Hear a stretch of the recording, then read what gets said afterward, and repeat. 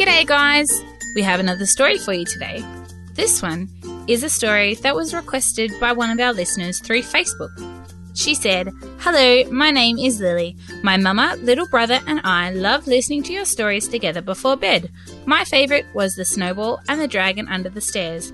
I was curious if you could write a story about a girl, her brother and their dog who go on an adventure together. Something magical? I love my brother and my best friend David, my dog. Thank you. Please keep up the good work. I love all your stories. Oh, I forgot. I'm in Texas." So this story is for Lily from Texas, and it's called Magical Marlow's Marvellous Mutt Munchies. Lily and Dean lived in Texas in the USA. Lily was the eldest, an entire 9 years old, and she loved to help her mama look after her little brother and their dog. Their dog's name was David. Now, I know what you're thinking. David is a name for a person, not a dog. But to Lily and Dean, David was more human than dog, so his name fit well. Every day, Lily would help her mama by getting out David's food and making sure his water bowl was topped up. It wasn't a very exciting job, but it was something that needed to be done, and Lily enjoyed taking care of David. That is to say, it wasn't very exciting until one day when suddenly it was. The day itself didn't start off any different to any other day. Lily got up, got dressed, and played with Dean until breakfast time. Mama made them fried eggs, toast and sausages, which was Lily's favourite. After breakfast, Lily saw David looking longingly at the leftover sausages on the bench. "Aw, are you hungry, little fella? Let me get you some food." Lily went to the cupboard where David's food was kept, but paused when she got there. To the left of the cupboard was the normal dog food, but then on the right side of the cupboard was a bag of dog biscuits Lily had never seen before. "Mama," Lily called, "where did this dog food come from? Is it okay to give David?" "Of course, Lily," came her mama's reply from the other room where she was busy with Dean. "I wouldn't buy dog food that wasn't okay to give to David." Lily shrugged and pulled the bag from the cupboard. The bag was jet black with tiny white stars all over. As Lily moved the bag around, the stars almost looked like they were twinkling. The name on the front of the bag read, "Magical Marlow's Marvellous Mutt Munchies." Lily giggled. It was a funny sort of name for dog food. With another little shrug, Lily tipped some of the biscuits into David's bowl. It wasn't until later that morning, while Lily was doing some drawing, that the excitement began.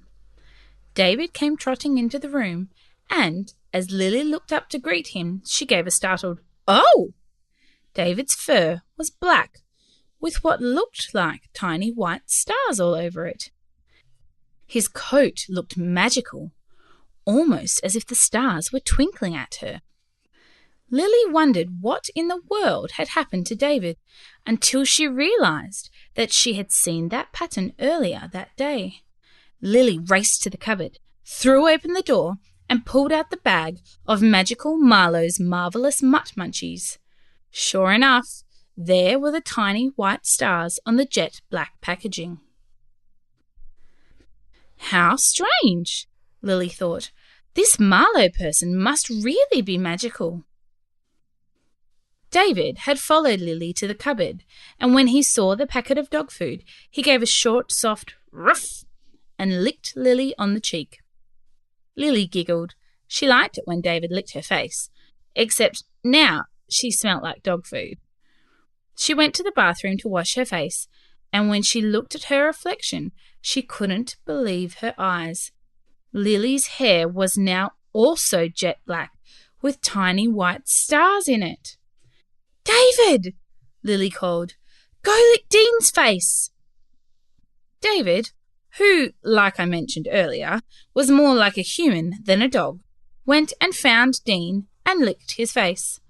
When Dean asked Lily why she had sent David to lick him, she just pointed at his hair. When Dean saw what had happened to his hair, as well as Lily's hair and David's fur, he laughed and laughed. They spent the rest of the day drawing pictures of themselves and David flying through space like astronauts.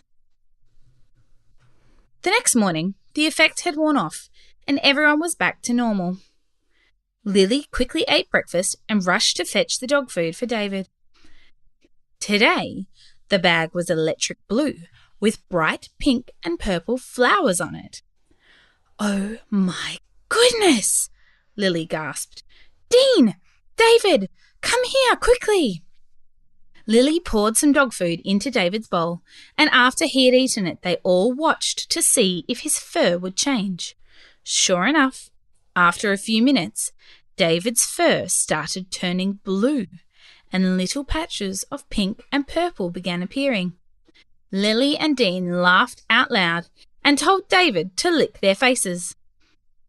After a moment, both children's hair turned electric blue with bright pink and purple flowers through it.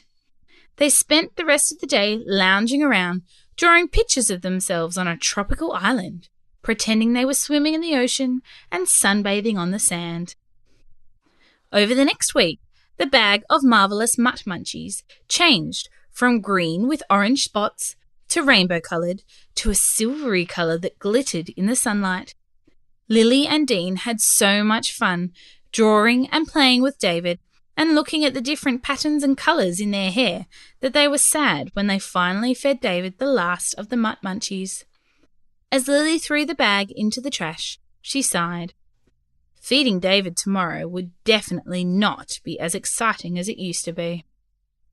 The next morning started normally, like Lily expected it to. They had toast, and Lily slowly walked to the cupboard to feed David. Opening the cupboard, she glanced to the right, even though she knew that the bag of magical Marlow's Mutt Munchies was no longer there. However, there was a different bag of dog food there. This one had plain brown packaging, with the name Fabulous Fabio's Fantastic Food for Fido. When Lily picked it up, the bag smelt faintly of peppermint. "David!" Lily called, quickly pouring the food into his bowl. She couldn't wait to see what magical adventures this new food would bring them. Well, Lily, I really hope that you enjoy your story. Who knows, maybe the next time you feed David, something magical might happen. As always, we have received some fabulous reviews from you all. This one says, "Great nighttime podcast. Both my son and I love this podcast." And that's from Chrissy Babes from the USA. This one says, "You should like Bedtime FM. I love Buffy Bunny stories. I'm almost 10, so I feel like a very little kid, which I don't like. But I still listen because I love story time. My name is Addison, by the way, and I live in Brisbane, Australia, and I have finished Peace Out. If you haven't listened to Peace Out, you should after you listen to story time." Thank you for your review, Addison. I'm so glad that you enjoy listening to story time, and it's nice to hear from a fellow Aussie. I wonder, have you started listening to Season 3 of Peace Out? Because that is very, very good. This next review says, "Our favourite," with an exclamation mark, so you know that they mean it. "My daughter Miller, age 5, in Santa Barbara, CA, absolutely loves this podcast. We listen to the stories over and over. Her dad and I love them too. Oh, so good to hear from you. Hi, Miller." This next review also has an exclamation mark, so you know that they mean it. It says, "Favourite podcast.